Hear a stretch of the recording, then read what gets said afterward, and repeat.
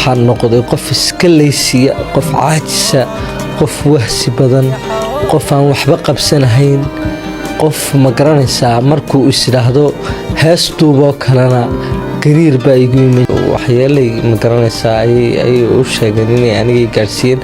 waxay sheekhiinta u sheegeen inay shaki iyo waswaas badan aniga igu abuurayaan. qof ma garanaysaa markuu is yiraahdo heestuuboo kalena gariir baa igu iman jiray.